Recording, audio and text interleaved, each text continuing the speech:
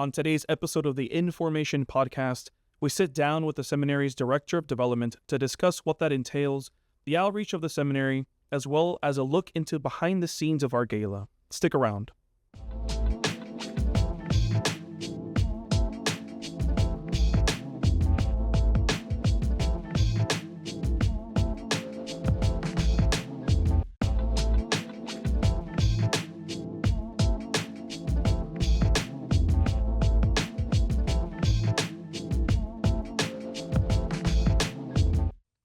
Welcome back, everyone, to our first official episode, episode 1 of season 2. We have our guest, Carmela.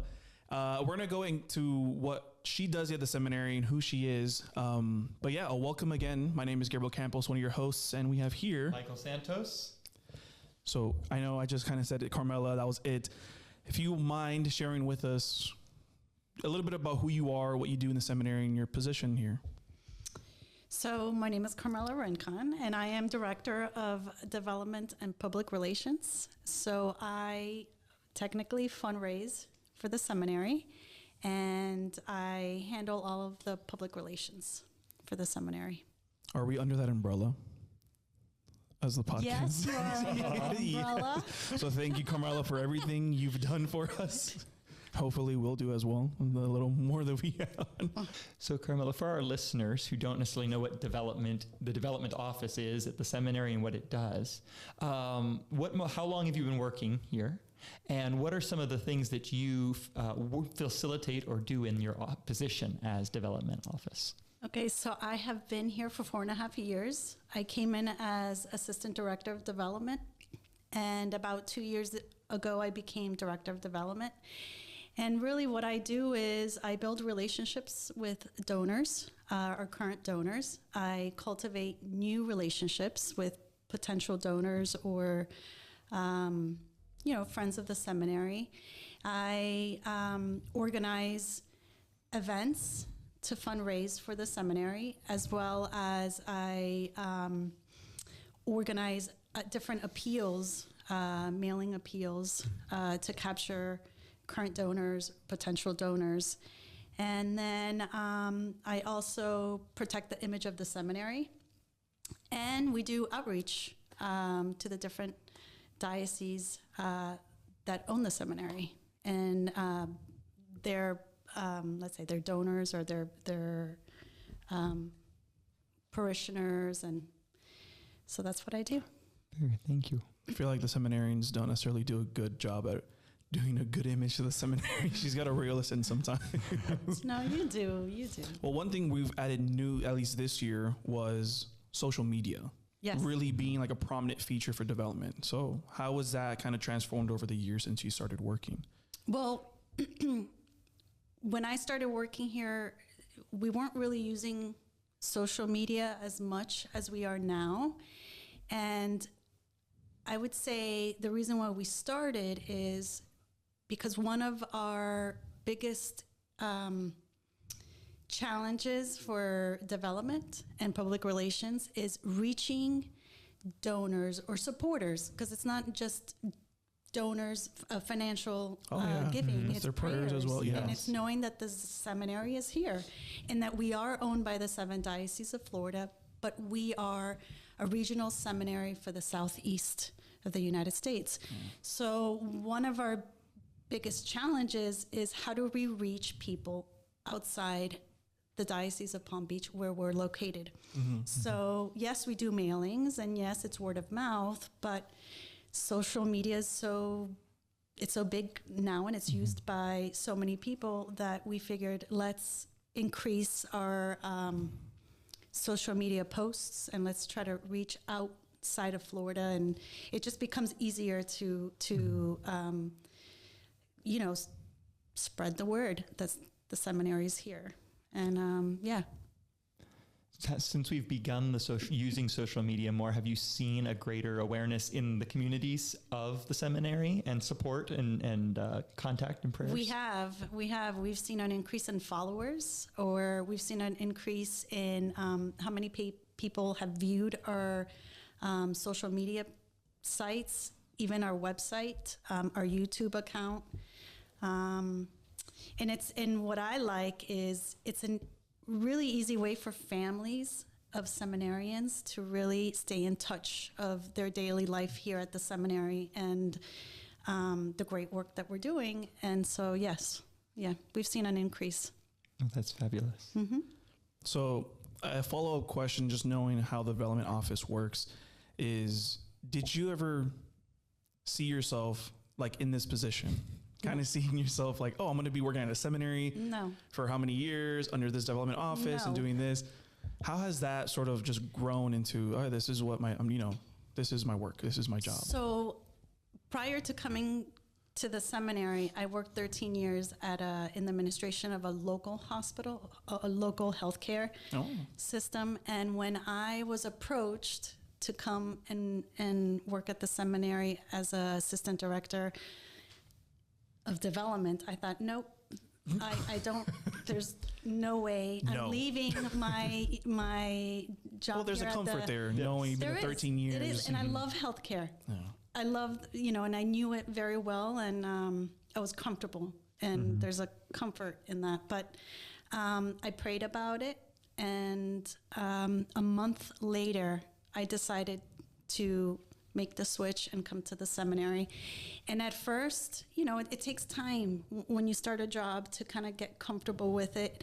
And but I worked really hard to learn about the seminary, learn about the seminarians, the process. And to add to this, I came in during COVID. Oh, okay. So wow, yeah, right. So we were a weird time. Distance from the seminary, from the other side of campus. So, but with time, I learned about the seminary and how things are run here, and I will say that it is the best job I've had. I'm glad I took that leap in changing, moving from especially during COVID, job to this job, and I'm happy I'm here. I know I have a mission, and I'm clear what that mission is for me here. And we have our mission here, and my mission and our mission kind of, it's all related. It all goes together perfectly. Yeah, and it's the best job I've had so far. So. It's just we make the job amazing. It's the most really valued. us. Yes. I don't know. I say I'm blessed to work here. I am. I'm blessed to work here. So one of the things that I know before I entered seminary, we have in Miami. I'm from the Archdiocese of Miami. Right. We have a college seminary there, St. John Vianney College Seminary. Mm-hmm. I never knew that we had a seminary. When they said St. John Vianney, I would think, oh, it's just another parish. Part of development is, you mentioned it, that's outreach, it's making sure that the people know and educating people of knowing like, hey, we have a seminary here. Like, this is what our mission is, what we're doing here. Before you were approached by the position, did you know we had a seminary here in Palm Beach or in Boynton Beach? I did, because I lived pretty much my whole life in Delray Beach, which is the city next to Boynton Beach. And I would drive by. I knew the seminary was here. I just didn't know what the seminary was all about. Because we do have the gates and they're closed all the time. True. It kind of gives that feeling of seclusion. Like, so I really didn't know much. And I grew up in a Catholic family, going to Catholic elementary, middle, and high school. And I always, thought that the seminary was very kind of the seminarians would kind of be on their own and kind of a little secluded, kind of like they're there. And when I came here, I realized it's much more. It's much more. Mm-hmm. It's much more. And I wanna. It would be great for everybody to see what happens here at the seminary and the life that you guys live here at the seminary is all about. And so we have a good life.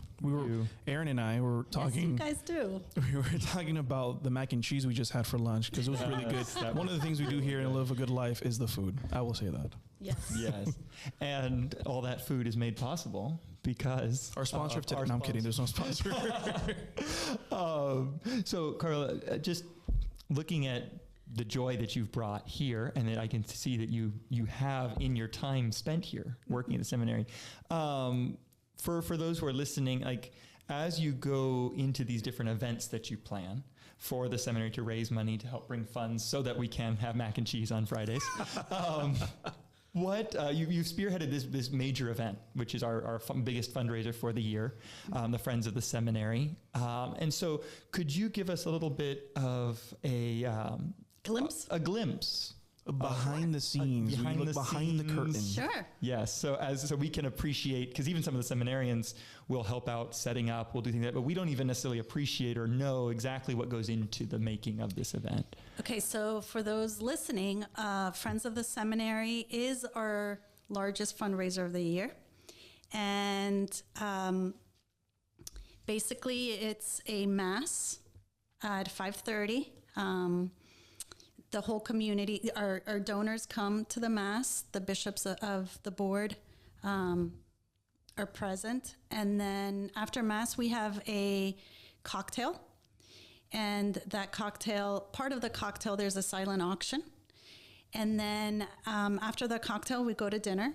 And then during the dinner, we thank our donors. We have a live auction. And then the night ends. So what's special about this event is, yes, development, I coordinate and put all the pieces together for this event to happen. But it is really set up by the seminarians, and every job throughout that evening is held by seminarians. So it's a way of thanking the seminarians, thanking the donors for their support. And it's a beautiful evening. And if you're unable to participate in person, you can participate via live stream. Our mass is live streamed.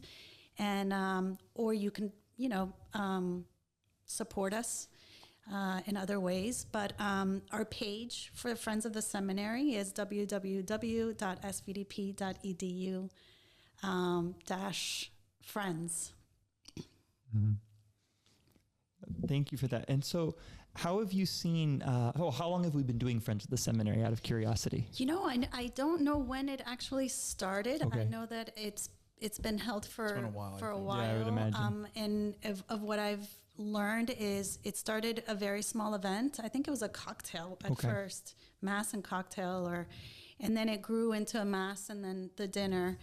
And then eventually it was mass, cocktail, dinner, adding the silent auction, and it just keeps growing every year. And so, yeah, we're blessed that we've been able to continue with the tradition of having Friends of the Seminary Gala. Yeah. I remember before entering St. Vincent's, just in St. John's, the older seminarians, those older brothers, would pretty much say like, "Oh, just wait until Friends." Wait until Friends, because it was two things where it's wait till Friends because the food is like top tier, but the second part was wait for Friends because the setup happens like days before, like real like proper setup, moving things, all this stuff. It's a big event. It's a big event, and I will tell you that while you guys are we're on a midterm break. No, it's on your summer break. Oh. We start planning like in June. Because behind the scenes, it's advertising it, it's preparing the invitation, it's mailing the invitation, it's coordinating with a photographer, coordinating with the chef and his staff, coordinating, the rentals, the linens, choosing what colors we're going to use for the evening. We contact donors and ask for their support in auction items. So it's contacting and receiving those items, and then putting descriptions, finding the value, and then it's making up the guest list and the seating chart, and then coordinating. It keeps going. Down the list. list. And then it's coordinating with student government. Student council. We're just now in August. Yes. In October. Yeah, it's coordinating with student council to say to sit with them and say, how can you help us? Here are these are the jobs, these are the descriptions, and And then a few days prior, it's removing furniture, putting furniture, setting up the tables, the chairs, and The headaches are coming in right now. Everything is in place. We got to get for those that papers night. done before this happens. Yeah. Well, I think one of the more beautiful things is, so this episode in particular is going to be released on the day of Friends, on Friday the 18th. And I mean, we joke around with all the work that's put behind. I see it, and especially working under development last year, my first year at St. Vincent's, had the privilege of working with you, Carmela. Thank you.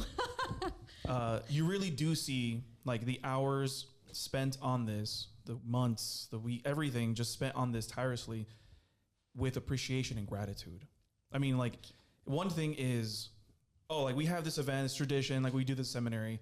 No, like it really is gratitude and appreciation for those who support us, but mainly with their prayers. I mean, they're supporting vocations, they're supporting the church. And I think it is a moment to kind of take a step back and be like, yeah, we have to move tables, move this, move that, move this, all this labor into it, but understand like that's just only a small portion of what we really can say thank you for. You know, I think what our community, right, our friends, what they do for us is so much more than what we can ever do back for them, you know? So I think it's like a testament of just our gratitude, showing appreciation for what they do for us. But I don't think it's only friends that we show that gratitude. I think especially having an insight of development, there's also something that we do on a weekly basis to also, you know, express our gratitude for those who support us, especially with phone calls and how important that is. I really enjoyed that because it was really just one-on-one with somebody.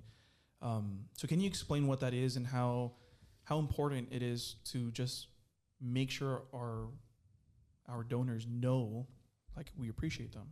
Right. So I have a group of seminarians that are assigned to the development department.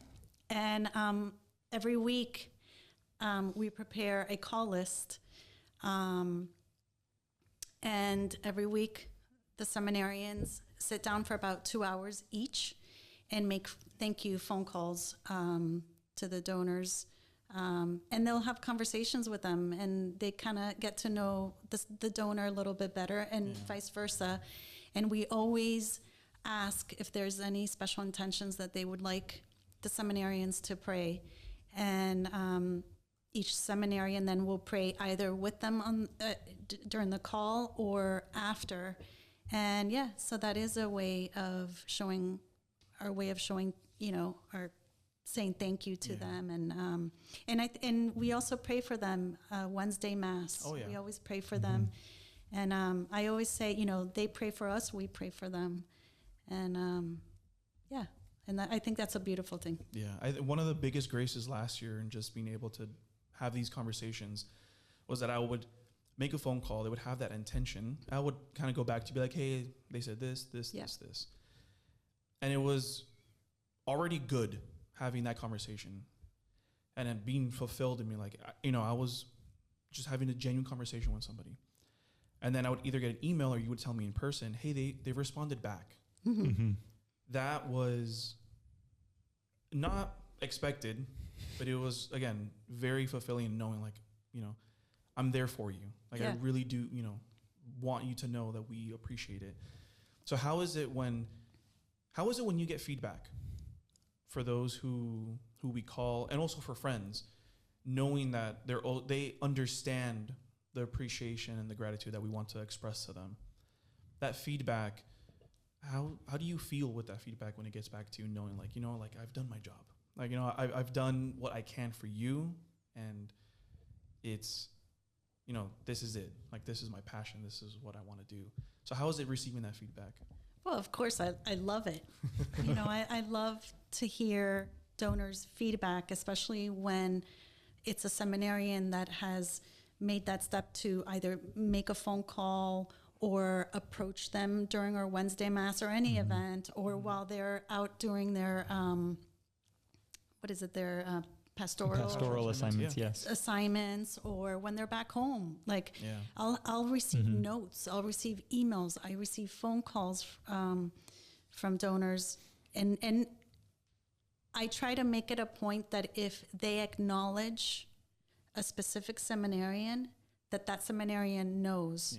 And if, let's say, for example, they send a donation with a note, I let that seminarian know, and I have that seminarian write them a thank you, because you guys need to appreciate that too. I mean, I enjoy it, and I like it, and yes, it's a part of, reward of the work that I do in development, but yeah, no, it fills me when that happens. Yeah. So that's absolutely beautiful. Yeah. And it's easy for us living behind the walls, behind the fence, to sometimes forget how much goes into what we have, the gift of time that we're given here to study to become priests, God willing. And so when we get that feedback from those who are impacted by our time spent with them, given to them, it helps us to remember why we're here ultimately, so that one day we can give ourselves to them totally. So thank you for sharing that with the seminarians as it comes to us. One final question. If you're one of the major supporters of our podcast as part of development, you've made it possible. That's why we are here today. Did you ever think you would be guiding a podcast for a seminary or even be a guest in it? No. No, it's not at my all. biggest mistake ever. No. The star guest. I'm a big supporter, and I'm honored to be here, that you guys thought of me and the donors, so they learn a little bit more of development and what we do. And but no, I never thought I was going to be, helping you guys with a podcast. But I'm thankful for you, Gabriel, that you came up with the idea and you proposed it, and that it is what it is today, and it's growing, and it will continue, and so little by little, the outreach is expanding now. Yes. We made it to video. We made it to video now. We are on little video. by little. Well, and I will add that it's not just me who, support this. It's administration that supports this. It's the seminarians that support this. It's the donors that listen every other week that support this. So you guys do a great job. Continue doing what you're doing, and we get the green light for anything now. Exactly. No, that doesn't mean that doesn't mean that. That doesn't mean that. Oh, scratch that question. I'm going to add something that I should have said before. Development, there's two people. It's myself and assistant. But I always tell people the development department is the whole seminary, and that includes every staff member, every faculty member, and every seminarian, because without everybody, development really, it takes everybody. Yeah. Very true. It takes everybody. I can't do my job without you guys, without administration, faculty, staff. And so it takes everybody to, help out, and I'm grateful for everybody, and so Thank you. We're blessed here. Yes. Yeah. So. We are extremely blessed. Again, for those who might be tuning in on the night of Friends, or if not, just a couple days after, we want to say thank you again for supporting us. Thank you for everything. And it will really, above all, just your prayers. That is the most important thing that we can say thank you for. But thank you, Carmela. Again, without you, without the proper office of development, because I know it's all of us, but without the proper office of development. But we need that guiding head to our development. So thank you. Thank you for being a guest, saying yes to this. Just your witness to us, like within that development office, and what you're doing for the greater community of the seminary. Thank you. Thank you for everything. So, again, we do this thing in the end, just as in all things, in all vocations, we're information. We're information. So we're going to go close out I think you know the little spiel that we do at the end. So, any last words before we close off? No, I just thank you, Carmela, for your joy that you bring to the campus. And with that, we are in formation. You didn't do it, did you? No. We're leaving that in. Take care, guys. God bless. Information, a seminarian-produced podcast from St. Vincent de Paul Regional Seminary with hosts Gabriel Campos and Michael Santos. Follow and subscribe to St. Vincent de Paul Regional Seminary's YouTube channel, updates for future episodes of Season 2. And please visit our website at www.svdp.edu/information-podcast for more information about this podcast and to see all podcast platforms we are available.